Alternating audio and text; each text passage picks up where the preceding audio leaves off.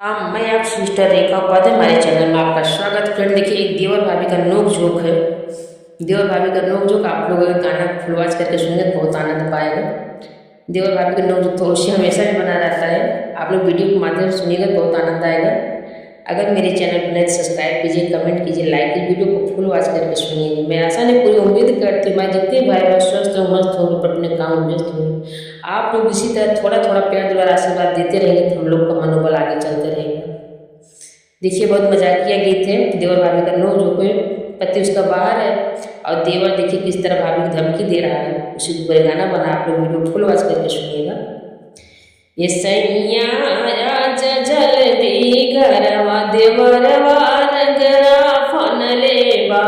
हे राजा आज जल्दी घरवा देवरवा रगरा फन लेबा।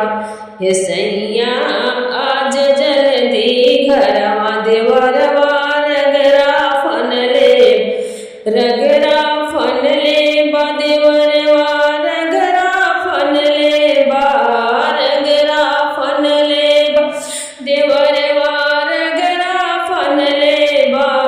हे राजा जल्दी आजा तू घरवा देवरवा रगरा फन लेबा। हे सैया आज जल्दी घरवा देवरवा रगरा फन लेबा। हे सैया आज जल्दी घरवा देवरवा रगरा फन लेबा। देवरवा रगरा फन लेब। सासू ननदिया झगड़ा लगावे, ऊपरा से जेठानिया हम ही के डाहे न। सासू ननदिया झगड़ा लगावे, ऊपरा से जेठनी हम ही के डाहे न।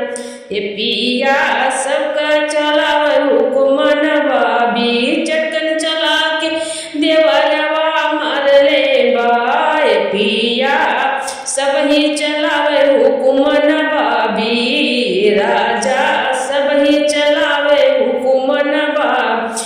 चटकन चला के मरले देवरवा बा, चटकन चला के मरले देवरवा बा। हे राजा जल्दी से घरे तू आजा, देवरा रगरवा फाने बा। हे सैया आज जल्दी घरवा देवरवा रगरा फन लेबा। हे राजा जल्दी आजा घरवा देवरवा रगरा फन लेबा। हे पिया जल्दी आजा घरवा देवरवा रगरा फन लेबा। मानिला तू रेखा के कहनवा, रेखा के कहनवा मानिला। पिया कहते बानी सच सच बतियाना, कहते बाटी सच सच बतिया ना। मन बापिया बतिया हमारी ना, बाद में तू करबा पश्चातापवान। ए राजा ना मन बा हमारी जबतिया, बाद में करबा पश्चाताप। चूल्हा देवरनिया अलगे जरवले बा, चूल्हा देवरनिया अलगे जे बरले बा, अलगे जे बरले बा, हो अलगे जे बरले बा। देवरनिया चूल्हा जे अलगे बरले बा। ये राजा जल्दी घरवा आजा, देवरवा रगरा फन लेबा। ये राजा जल्दी से घरवा आजा, देवरवा रगरा फन लेबा।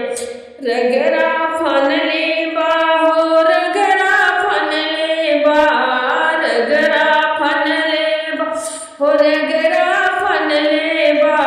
ये राजा जल्दी से घर आजा, देवरवा रगरा फन लेबा। ये बलमू जल्दी से घर आजा, देवरवा रगरा फन लेबा। ये राजा जल्दी से घर आजा, देवर